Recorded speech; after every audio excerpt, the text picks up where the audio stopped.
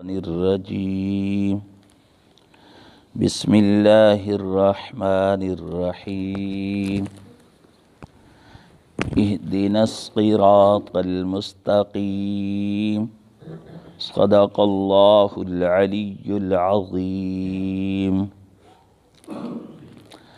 صراط مستقیم سیدھی راہ کے کچھ اعمال کا تذکرہ ہوا، اور ان اعمال کو خود اللہ جل جلالہ نے 8ویں پارہ کے رکوع نمبر 6 میں بیان کیا۔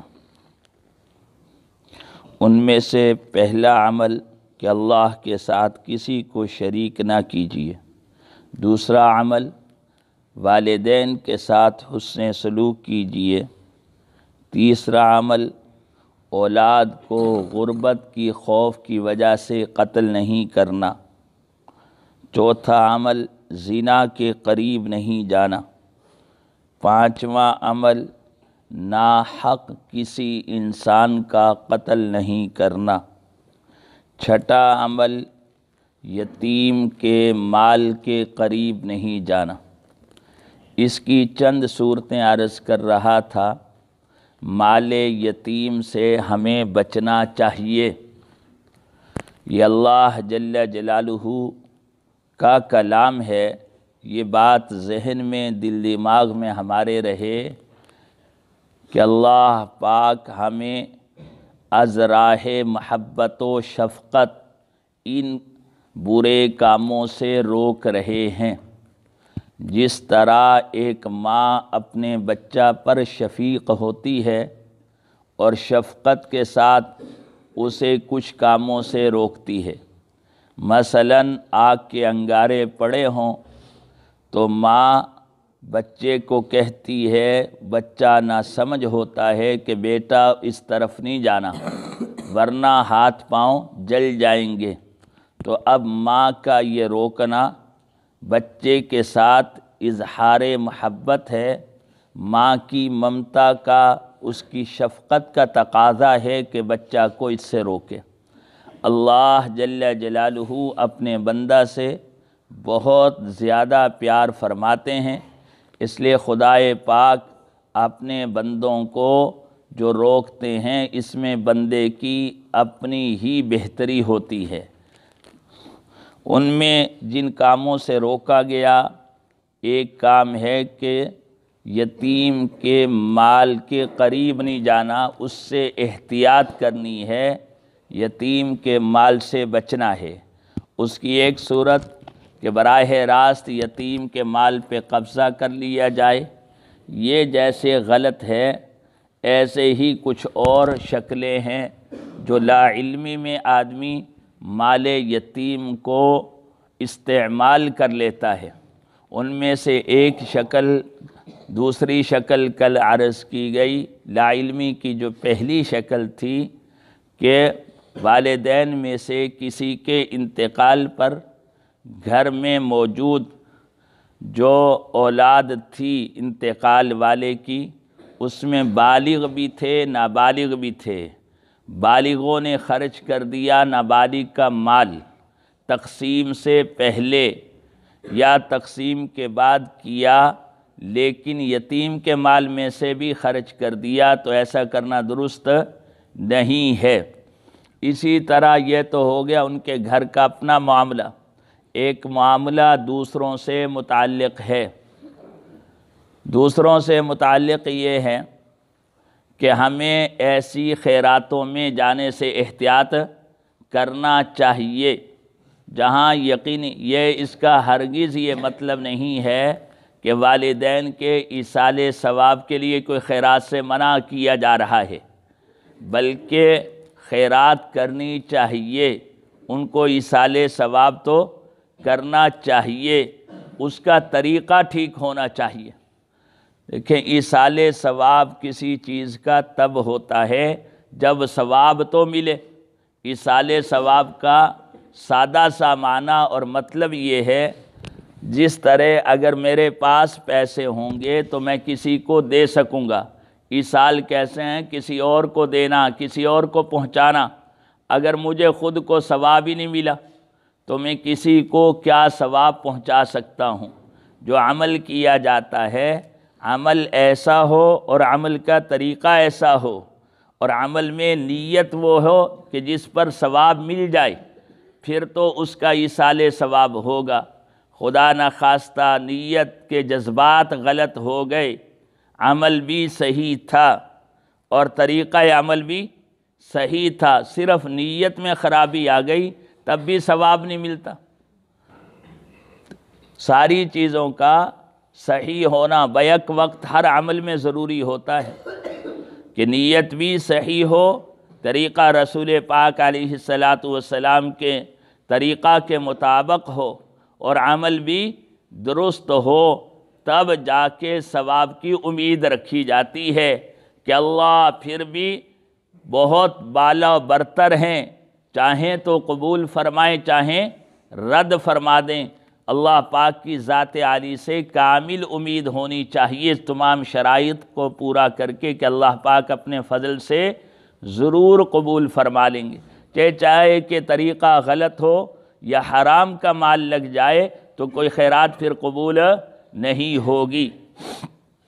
ہمیں ایسے موقع پر تیسری شکل مال یتیم سے بچنا ضروری ہے۔ کھانے کی تیسری شکل یہ ہے کہ وہاں جا کے آدمی کھانا کھائے، وہاں رہے۔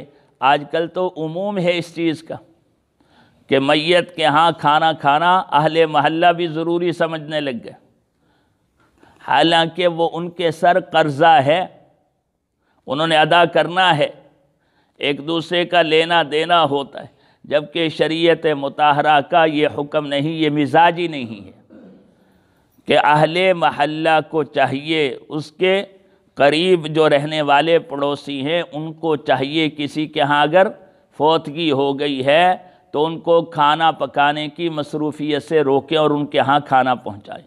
ہمارے ہاں جو رواج کھانا دینے کے چلے ہیں اور کھانا کھانے کے چلے ہیں، یہ شریعت کے مزاج سے کوسوں دور ہیں۔ اللہ جل جلالہ نے غلط مزاجوں سے بچنے کی ہمیں توفیق نصیب فرمائے۔ ہمارے ہاں تو کھانا کھلانا تو دور کی بات ہے، جنازوں کا پڑھنا بھی ایسے ہی ہو گیا کہ جنازہ ایک دوسرے کا بدلہ سمجھا جانے لگا کہ ہم نے اس کا جنازہ پڑھا اس لیے کہ کل یہ ہمارے جنازے میں آئے، یہ نہیں آئے، ان کے گھر سے کوئی نہیں آیا، ہم کیوں جائیں ان کے جنازے میں؟ حالانکہ ایسا نہیں ہے، شریعت کا حکم تو میری طرف متوجہ ہے کہ مسلمان فوت ہو گیا مجھے جانا چاہیے، بس وہ کس برادری کا ہے، کس خاندان سے اس کا تعلق ہے، اس کا کوئی شریعت کے مزاج سے کوئی تعلق نہیں ہے۔ مسلمان ہونا یہ ہماری اصل قومیت ہے، یہ ہماری اصل تعلق ہے کہ مسلمان ہوں۔ اللہ جل جلالہ یتیم کے مال سے احتیاط کرنے کی ہمیں سعادت نصیب فرما دے۔ اگلا حکم ارشاد فرمایا وَأَوْفُوا الْكَيْلَ وَالْمِيزَانَ بِالْقِسْطِ، ناپ تول پورا ہونا چاہیے۔ ناپ تول میں کمی انسان کو برباد کر دیتی ہے، اس کی تفصیل دیگر جگہوں پہ بھی آئے گی۔ وَإِذَا قُلْتُمْ فَاعْدِلُوا وَلَوْ كَانَ ذَا قُرْبَى، یہ بہت اہم حکم کہ جب کہو تو انصاف کی بات کہنی ہے، اگرچہ جس کے متعلق بات کہی جا رہی ہے وہ تمہارا قریبی رشتہ دار ہی کیوں نہیں ہے۔ اس میں ذرا احتیاط کی ضرورت ہے۔ ہر جگہ ہر ایک کے لیے گواہی دینا ضروری نہیں ہے، یہ اچھی طرح ہمارے ذہن میں یہ بات رہے۔ ہر جگہ ہر ایک کے لیے گواہی دینا ضروری نہیں ہے۔ مثال کے طور پہ ایک شخص قتل ہو گیا اور میں نے بھی دیکھا، اوروں نے بھی دیکھا کہ فلاں شخص نے اس کو قتل کر دیا ہے۔ اب جب گواہی کی باری آئی تو جو لوگ ایسے کاموں میں جنہوں اللہ جل جلالہ نے ایسے کام سپرد کیے ہیں کہ اس کا تعلق اجتماعی طور پہ لوگوں سے ہے، اس کے لیے احتیاط یہ ہے کہ وہ گواہی جیسے کاموں میں، حضرات فرماتے ہیں پرے پنچایت کے کاموں میں بھی وہ نہ جائے، اس سے احتیاط کرے، کیونکہ اس کے ذمے نہیں ہے۔ جہاں گواہی چھپانے کی وعید ہے وہ خاص موقع ہے کہ اس کے علاوہ جب وہ کوئی اور گواہی دینے والا ہے ہی نہیں۔ مثلا میں نے دیکھا کہ فلاں نے، میرے علاوہ کوئی اور دیکھنے والا نہیں ہے کہ فلاں نے فلاں کے ساتھ یہ زیادتی کی، یہ ظلم کیا، قتل کر دیا، اور میرے علاوہ ہے نہیں۔ اب مقتول کے ورثاء نے کسی اور کا ناحق پرچہ کروا دیا ہے، اب میرے ذمے ہے کہ میرے علاوہ تو کوئی گواہی دینے والا تھا نہیں، قتل کرنے والا تو اپنا ہی دوست تھا جو دوست کہلاتا رہا ساری زندگی، اور انہوں نے بیچاروں نے پرچہ کسی کا ناحق کروا دیا ہے۔ تو ایسے موقع خاص ہوا کرتے ہیں، اس وقتی طور پر علماء سے، مفتیان سے پوچھ لیا جائے کہ مجھے کیا کرنا ہے۔ بہرحال جہاں کہیں بات ہو وہاں ڈنڈی نہیں مارنی چاہیے، بات کہنے میں انصاف سے بات کہنی چاہیے، عدل کی بات کہنی چاہیے، چاہے مقابلہ میں اپنا قریبی عزیز ہی کیوں نہ ہو۔ وَبِعَهْدِ اللَّهِ أَوْفُوا، اور اللہ سے کیا ہوا جو عہد ہے اس کو پورا کرنے کا حکم ہے۔ اللہ پاک سے ایک عہد کر کے آئے، جس کو ابتدا میں بھی میں نے عرض کیا تھا، عالم ارواح میں کیا عہد کیا تھا کہ اللہ تو ہی ہمارا رب ہے۔ پوری زندگی اس عہد کی وفاداری کا حکم ہے۔ یہ سارے امور ذکر کرنے کے بعد اللہ پاک نے ارشاد فرمایا وَأَنَّ هَذَا صِرَاطِي مُسْتَقِيمًا فَاتَّبِعُوهُ، کہ یہ ہے میرا سیدھا راستہ، تم اس کی اتباع کرو۔ اب معاملہ بالکل آسان ہو گیا کہ صراط مستقیم کیا ہے۔ اس کے چند اعمال ذکر کیے قرآن مجید نے، جن میں کچھ کرنے کے کچھ نہ کرنے کے، وہ اعمال ذکر کر کے آخر میں حکم سنا دیا کہ یہ میرا سیدھا راستہ ہے، اس کی تم اتباع کرو، اس پہ چلتے رہو۔ اللہ جل جلالہ ہمیں نہ کرنے والے کاموں سے بچنے کی اور کرنے والوں کو اختیار کرنے کی توفیق نصیب فرمائے۔ وآخر دعوانا الحمدللہ رب العالمین۔